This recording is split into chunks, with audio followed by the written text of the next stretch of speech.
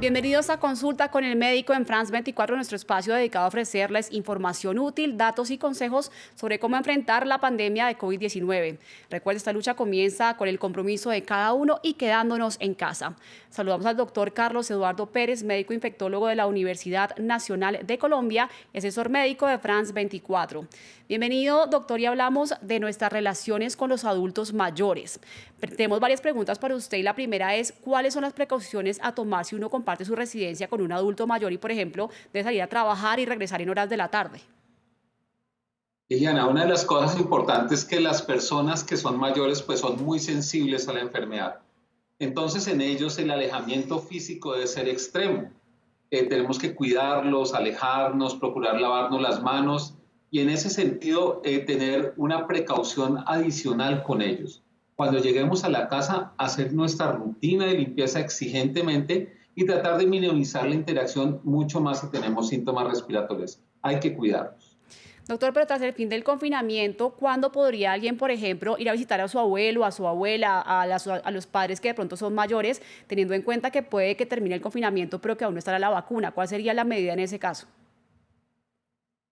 No, el confinamiento va a terminar supuestamente en algunos grupos de personas, pero no en las personas mayores. Ellos tienen que seguir confinados. Es decir, el desescalamiento de los confinamientos se van a hacer en grupos de trabajo segmentados, pero no va a ser para las personas de alto riesgo.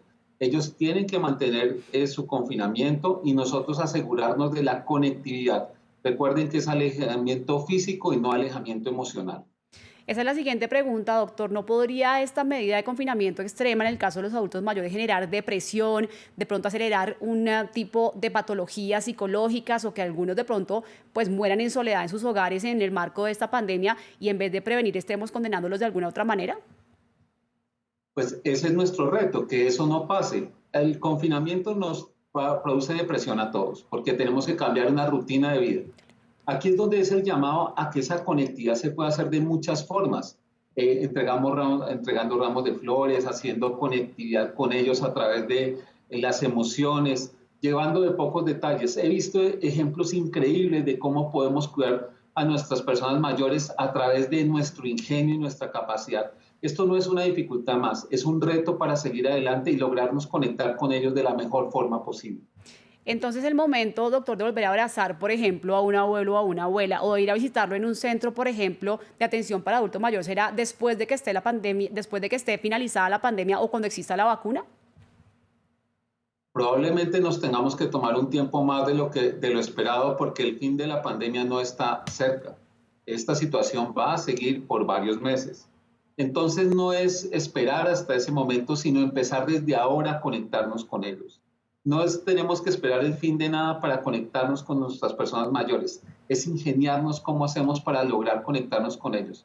Pero el fin de la pandemia no es cerca y nosotros necesitamos conectarnos con las personas que más necesitan, exactamente las personas mayores.